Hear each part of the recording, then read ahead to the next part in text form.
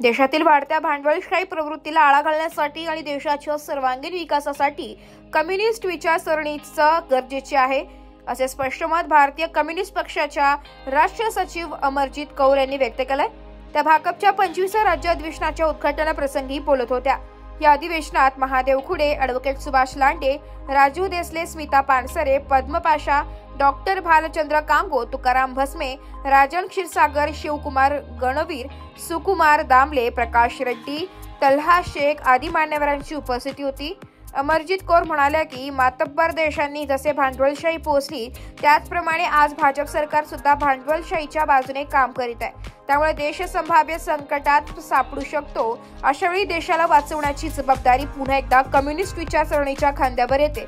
त्या पुढे म्हणाल्या की आजची परिस्थिती दुसऱ्या महायुद्धासारखी आहे। त्या काळी हिटलरने अमानुष अत्याचार केले आणि युद्धाच्या माध्यमातून बाजारपेठ निर्माण केली, तेव्हा हिटलरला रोखणारे कम्युनिस्ट विचारवंत होते। आजही तशीच परिस्थिती असून जागतिक घडामोडींचा परिणाम भारतावर होत आहे। या पार्श्वभूमीवर पुन्हा लाल बावटांच्या नेतृत्वाखाली संघर्षाची तयारी करण्याची वेळ आली आहे। कार्यक्रमाचे प्रास्ताविक राजू देसले यांनी केले।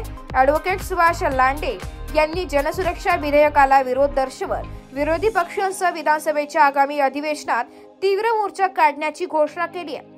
कार्यक्रमाचे सूत्रसंचालन महादेव खुडे यांनी केले, तर आभार प्रदर्शन तल्हा शेख यांनी केले। हे राज्यस्तरीय अधिवेशन दिनांक 24 जून पर्यंत चालणार असून यात विविध राजकीय सामाजिक विषयांवर चर्चा होणार आहे।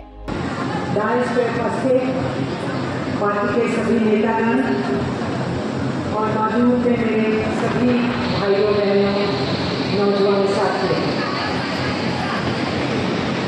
आप सब लोग अभी प्रदर्शन करते हुए यहाँ नासिक की सड़कों से पहुँचे और आप जब प्रदर्शन की तैयारी कर रहे थे तो हमने से कुछ साथी नासिक के जगह जगह के ऊपर देश की महत्वपूर्ण प्रतिमाएं, उनके सिंबल जिन्होंने अपनी जिंदगी समाज के प्रगति के लिए दी, उनको श्रद्धा सुमन भेंट करते हुए फूल माला चढ़ाते हुए हम आपके साथ प्रदर्शन में शामिल हुए। आप सब लोग जो नारे लगा रहे थे वो आज के समय की मांग है। मैं ये देख रही हूँ कि हमारी महिलाएं पुरुष साथियों से भी ज़्यादा गिनती में इस हॉल में मौजूद हैं और शहर को भी अच्छे से सजाया गया। तो मैं रिसेप्शन कमेटी को सबसे पहले धन्यवाद देना चाहती हूँ। हमारी बहनें सड़कों पे चल के क्या मांग रहे थे अपने पुरुष सहयोगियों और साथियों के साथ? हमारी क्या मांग है? हम अमन चैन से जीना चाहते हैं, भाईचारा से जीना चाहते हैं, हाथों को काम चाहते हैं, काम के हमें पूरे दाम मिलने चाहिए, फिर हमें काम के स्थान पे सुरक्षा मिलनी चाहिए, फिर हमको अपनी जिंदगी को बुढ़ापे में चलाने के लिए पेंशन का सहारा चाहिए। हमारे घर के नन्हे मुन्ने बच्चों को पाठशाला चाहिए, काम नहीं चाहिए, बच्चे मजदूरी में नहीं होने चाहिए, वो पढ़ाई लिखाई करें, एक समान शिक्षा हो, सस्ती शिक्षा हो, अच्छी शिक्षा हो, पढ़ लिख करके युवा होके उनके हाथों को काम मिले और वो देश और समाज और परिवार का योगदान करते हुए उसको आगे बढ़ा सकें। यही तो सपने हैं आम नागरिक के, हमारी बहनों के, हमारे भाइयों के। हम लोग कुछ ऐसा तो नहीं मांगते हैं जो पूरा नहीं हो सकता। हमने नहीं कहा कि चांद 25व्या राज्य अधिवेशनानिमित्त महाराष्ट्रातून आलेले सर्व प्रतिनिधी, आता मिरवणुकीमध्ये सहभागी झालेले सर्व कॉम्रेड सहकारी बंधू भगिनींनो, या ठिकाणी भारतीय कम्युनिस्ट पक्षाच्या 25व्या राज्य अधिवेशनाची सुरुवात आपल्या पक्षाचा ध्वज फडकावून या ठिकाणी होणार आहे। पक्षाचे राष्ट्रीय सचिव कॉम्रेड डॉक्टर भालचंद्र कांगो यांच्या हस्ते पक्षाचा ध्वज फडकवण्यात येईल। त्यानंतर झेंडा गीत होईल। झेंडा गीत झाल्यानंतर सर्वांनी लाईनमध्ये आपलं जे हुतात्मा स्मारक आहे त्या स्मारकाला अभिवादन करून आपल्या या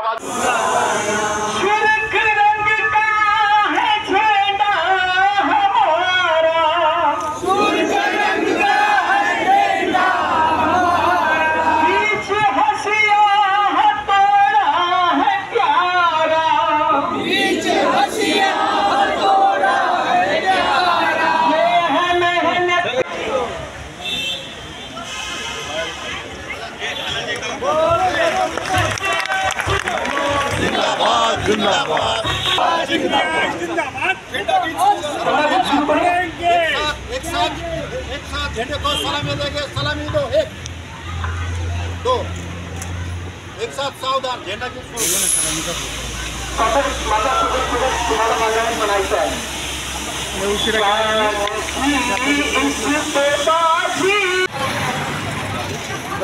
सॉरी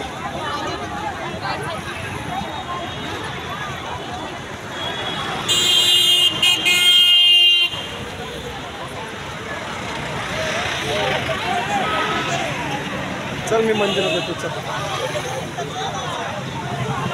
हे झालंय आता एक काहीतरी निर्णय घे। तू बोलवलंय मी गाडी घेतो। हे बाय हे भाने नको देऊ।